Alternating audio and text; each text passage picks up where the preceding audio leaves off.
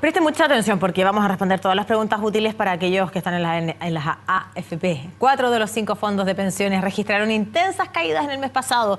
Tanto es así que incluso revirtieron en enero todas las ganancias del 2015. Vamos a analizar las consecuencias de esta variación.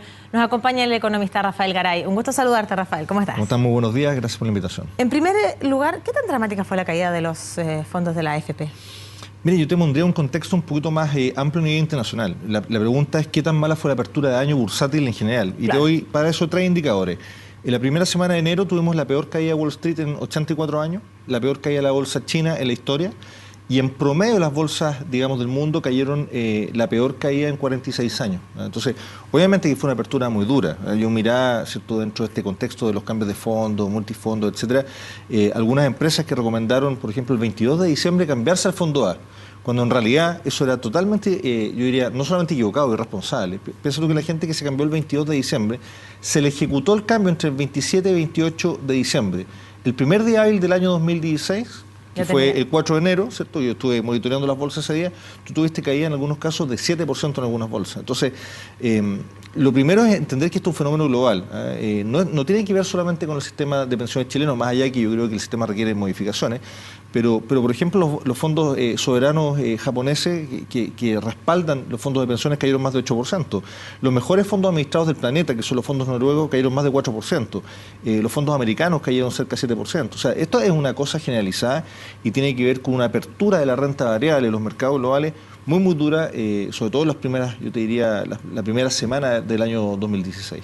Ya, por lo tanto, entendiendo el contexto, claro, y de alguna manera haciendo este llamado de atención a aquellos que llamaron a cambiarse de multifondo a fines del año pasado, bueno, también la preocupación que tenemos que tener todos aquellos que estamos en la AFP de poder informarnos y conocer un poquito más allá de economía respecto a tomar una decisión de este tipo. ¿Qué hacemos ahora?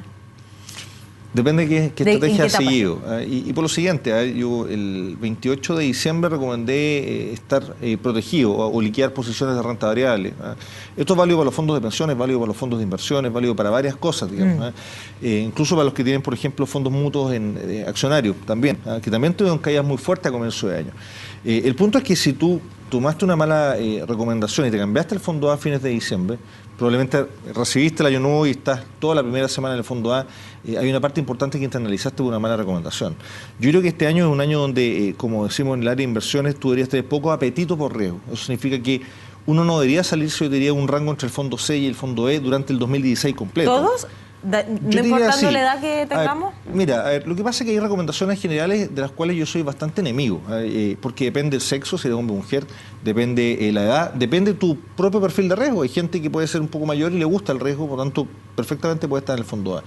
Pero yo te diría que el año 2016 es un año que va a ser complejo. La bolsa china yo estimo una caída piso mínima de 22%, por ejemplo. Y eso ya te da yo diría, una muestra de qué es lo que puede pasar. Con ciertas tasas de interés, como el caso de la Reserva Federal al alza, eso obviamente le va a quitar protagonismo y le va a quitar rentabilidad a la renta variable. Las bolsas principales han caído ya. El caso de China cerca del 19%, el Hansen de Hong Kong ha caído cerca de un 9%, el DAX alemán cerca de un 7%. Por lo tanto, yo te diría que es un año en el cual uno debería resguardarse mucho más porque es un año de alta turbulencia desde el punto de vista de los mercados de renta variable o de acciones, digamos, donde se invierten parte de estos fondos y también de otro tipo de inversiones. Bueno, siempre la recomendación ha sido a aquellas personas que todavía son jóvenes, que se están iniciando en la capitalización individual, se mantengan en el fondo A, pero aquellos que estén próximos a la edad de jubilación, tal vez se mantengan un buen periodo en los fondos más seguros. Sí. ¿Esa recomendación corre para este año?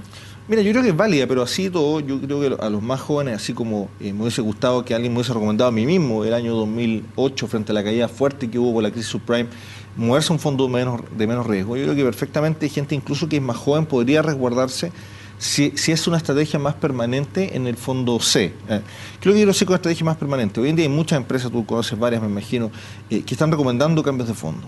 Una buena empresa es la que recomienda pocos cambios de fondo. Aquí hay empresas que entre diciembre y enero, como se equivocaron, recomendaron 3, 4 cambios de fondo en un periodo de 30 días. Eso es descabellado. Ni siquiera estoy hablando de equivocado, digo descabellado.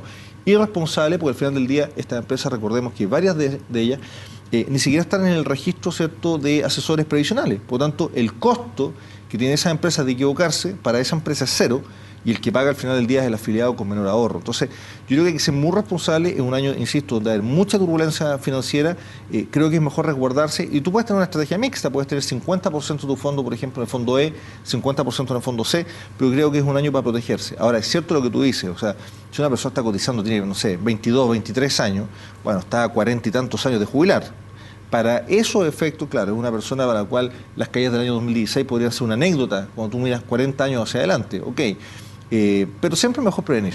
Y yo creo que en un año de turbulencia financiera fuerte, como está haciendo el año 2016, es mucho más recomendable tener ciertos resguardos respecto a cuál es el nivel de riesgo que uno acepta dentro de su cartera de inversión en general, y en el caso de los fondos de pensiones, yo creo que entre el fondo C y el fondo D debería estar más o menos una estrategia que uno podría jugar durante el año 2016, entendiendo que las AFP sí son inversiones de largo plazo. Hablabas también de los fondos de inversión, aprovechando tu paso aquí, poder tener toda la recomendación. Tú decías, bueno, va a ser un año en términos generales para resguardarse. Por lo tanto, ¿cuál sería? Y siempre la pregunta es para el ciudadano común, aquel que logra tener sus finanzas ordenadas y que tal vez un porcentaje de su renta la destina para el ahorro y que tal vez elige a través de sus operaciones bancarias, no sé, el fondo mutuo o elige el depósito a plazo. ¿Cuál es hoy día la mejor forma para cuidar estas pequeño porcentaje de ahorro que muchos pueden lograr? Yo diría que el análisis que tiene que hacer la persona antes de tomar una decisión de inversiones es definir un perfil de riesgo. ¿Qué es lo que quiero decir con esto? Hay gente que, más allá digamos, de si es hombre o mujer o de la edad que tenga, hay gente que se denomina, ¿cierto?, se clasifica como aversa al riesgo. Es decir, hay gente que prefiere consistentemente tener utilidades muy pequeñitas, pero nunca perder. Le teme al riesgo, por lo tanto tiene un tipo de comportamiento. Hay otras personas que son propensas al riesgo, es decir, personas que independientes, ¿cierto?, del sexo, independiente de la edad, les gusta tomar riesgo porque les gusta esta sensación de poder ganar mucho, entendiendo que pueden perder mucho. En un año de volatilidad, yo creo que es mucho más conveniente tomar una posición defensiva. Hay gente que está en fondos mutuos, por ejemplo, accionarios, y algunos fondos mutuos accionarios específicamente asiáticos, que durante el primer semestre del año perdieron, o sea, el primer mes del año perdieron 15%. Entonces, la pregunta es si uno se siente cómodo con ese nivel de pérdida, esperando que después puede tener ganancias mayores. Si nos vamos un poquito a la teoría, fíjate que el no economista que ha ganado el premio Nobel de Economía fue el año 2002, un señor de apellido Kahneman, que es un psiquiatra. Y Kahneman demostró lo siguiente, que las personas prefieren tener certeza de no ganar en la medida que tienen certeza de no perder, básicamente. O sea, ¿qué es lo que dice él? Mira. Que la gran mayoría de las personas prefieren no ganar, no tener ganancias muy importantes en la medida que le aseguren que el riesgo que está corriendo es mínimo, por lo tanto no van a perder su ahorro. Alguien que le guarde la plata. Exactamente. Entonces, desde ese punto de vista creo que posiciones defensivas, fondos mutuos quizás de renta fija mezclados con renta variable, menores posiciones a mercados asiáticos, menores posiciones a Estados Unidos. Ojo, que yo creo que va a tener un año complicado. De hecho, la bolsa en Estados Unidos, en lo que va del año, ya ha perdido un 5%. Cuidado también con la bolsa local. Yo creo que la bolsa local es una bolsa que está rentando poco, que tiene bajos volúmenes transados y que aparte de eso está cruzado por muchos temas que incluso cruzan, digamos, aspectos políticos. El tema de Sokimich ensucia la bolsa, el tema de supermercado y inclusión ensucia la bolsa, y eso hace que haya menores volúmenes transados y menor atractividad. La bolsa chilena ha perdido en lo que va del año algo así como un 2%. Recordemos que el año 2015 perdió cerca de un 4% en el año. Es una bolsa que no ha ganado nada en los últimos 4 años y medio. Entonces, desde ese punto de vista también hay que ser cuidadoso, porque siempre los corredores hacen, y si tú revisas la prensa, hacen una estimación o proyección que es bastante, yo diría, aventurada. Los últimos 4 años, siempre los corredores en diciembre o en enero han dicho la bolsa ha ganado entre un 15 y un 25%. Lo han dicho los últimos 4 años, ha ganado 0 en los últimos 4 años. Entonces, cuidado con esas recomendaciones generales. Al final del día la gente tiene que entender que quien, más allá de que uno requiere asesoría, requiere, por razones obvias, requiere a alguien que opere tus fondos, ¿cierto?, que tome las posiciones en la bolsa. La mejor recomendación es escucharse uno mismo. Y eso significa cuidado con los niveles de riesgo, el nivel de ahorro, de inversión que uno hace. Siempre a todos nos costó mucho ganar ese dinero y a veces hay recomendaciones malas o inversionistas inescrupulosos y hacen que sea muy fácil perder ese ahorro. Entonces yo creo que lo mejor es, sobre todo un año como este, tener cierto nivel de protección respecto a los niveles de riesgo que van a estar este año bastante fuerte, un mercado volátil. Si uno mira algunos índices como el VIX, por ejemplo, que se le llama el índice del miedo, que mide más o menos volatilidad, no es exactamente eso, uno ve que ha aumentado. Es decir, los resultados son más azarosos, por decirlo de alguna manera. Suben y bajan con una suerte de serrucho, y en ese sentido yo creo que lo mejor es proteger los ahorros propios, ser responsable, tratar de tomar buenas recomendaciones y, ojo, no quedarse con una sola recomendación. Hay veces que la gente sigue a una empresa o a un recomendador como si fuera una especie como de mantra sagrado. No lo es, uno siempre puede contrachequear lo que a uno le están diciendo. La última pregunta, muy breve, ya no me queda tiempo, pero hoy día aparecía en la prensa que hay un respiro porque sube un poco el precio del cobre y eso permite también, bueno, que baje la divisa y que baje la barrera a los 700, sigue estando muy alto de lo que teníamos hace poco tiempo atrás. ¿Es el momento entonces para aquellas personas que tienen pronosticado tal vez viajes o que necesitan dólar, comprar hoy día? Yo creo que el momento de armarse por lo siguiente, la tendencia al tipo de cambio va a ser al alza. Nosotros ya lo vimos tocando niveles de 730. Yo creo que es bueno tomar posiciones bajo 700 de todas maneras. El tipo de cambio no va a llegar a 650. O sea, si le ponemos probabilidad matemática, es más fácil que llegue a 750 que a 650 y por lo tanto yo me armaría y me protegería ahora a niveles de 6. Hoy día para persona, digamos, que va a comprar, debería estar a nivel de 701, 702. Claro, yo creo que durante febrero, yo creo que va a haber una oportunidad probablemente para las personas de comprar a 6.95, 6.94. Creo que ese es un buen nivel y obviamente esperar porque después vamos a tener dólar largamente sobre los 700 pesos. ¿Y el cobre?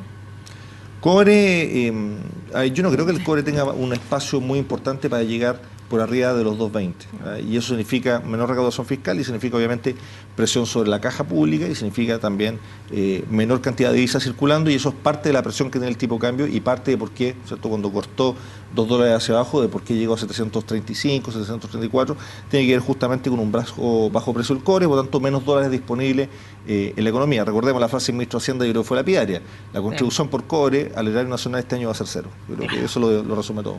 Exactamente, pero el presupuesto no se elaboró de esa manera. Pero eso es otro tema. Podríamos discutir largamente cómo se elabora el presupuesto de la nación y creo que hay errores brutales en eso. En crecimiento, que va a estar, según yo, entre 0,4 y 1,4, muy lejos de lo del que se proyectó para el presupuesto, claro. Y en precio del cobre muy lejos de los 2,50 que se usó, pero lejísimos, lamentablemente. Rafael, desde los fondos de pensiones hemos hablado varios temas de la economía. Gracias por acompañarnos. Muchas gracias por la invitación. Buenos días.